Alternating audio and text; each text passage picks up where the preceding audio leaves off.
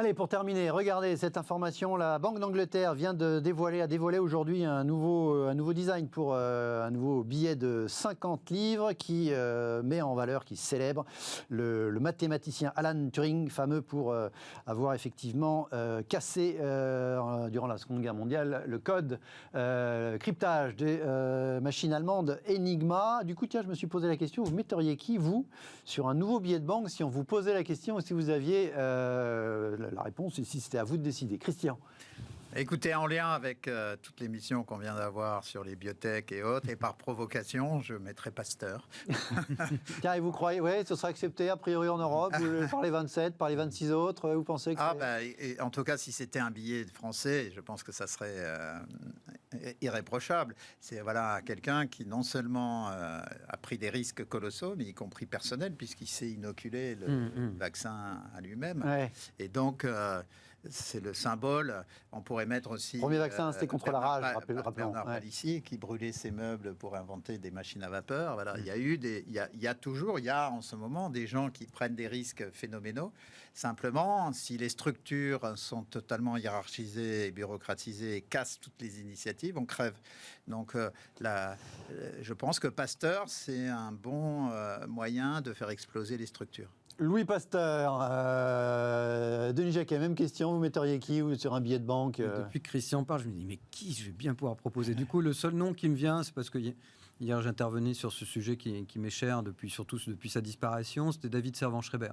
C'était le premier type en France qui, du fait de son cancer, avait vraiment étudié la malbouffe partout dans le monde, qui est juste un des fléaux les plus dramatiques, avec la processed food, comme on l'appelle, surprocessée. Hier soir, j'étais avec Thierry Marx à l'antenne et on en parle souvent avec Thierry, et qui me dit mais les futurs obèses sont les véganes. C'est-à-dire qu'en gros, ce qu'on fait en produits véganes dans les hypermarchés, c'est tellement dégueulasse qu'il y a à l'intérieur que les prochains obèses seront végétariens. Donc finalement, ça a été un des premiers avec un grand succès, puisque ces bouquins étaient entre 1,5 million et 3 millions d'exemplaires, à avoir alerté sur notamment ce taux d'obésité aux États-Unis en 40 ans qui était passé de 0 à 48% dans tous les États, qui explique qu'il y a eu beaucoup de morts aux États-Unis, la Covid-19, diabétiques, etc. Donc, pour sa mémoire, parce que c'était un ami et que c'était un type assez formidable, j'avais ça en tête, donc j'aurais bien mis David. Ouais. Allez, j'ai encore 2 minutes, rien à voir. Ce papier du Financial Times qui explique que d'ici la fin de semaine, les clubs de foot allemands de la Serie A, donc l'équivalent de la Ligue 1, vont devoir choisir à qui ils attribuent les droits du foot. Il y a ça dans tous les pays. Et alors, ce qui est intéressant, c'est qu'ils ont le choix entre 2 propositions. Une proposition un peu plus élevée, donc c'est 2,5 milliards d'euros, mais c'est sur 3 ans, de DAZN. DAZN, c'est une boîte de streaming, c'est l'équivalent du Netflix du sport, mais c'est encore une petite boîte qui n'a pas encore fait ses preuves. On dit qu'ils sont pas mal endettés, etc. Ils ont fait une offre plus importante. Derrière, il y a Sky. L'offre est un peu moins forte, mais c'est Sky. Ça appartient à Comcast. Il n'y a pas de doute. On sait qu'ils paieront.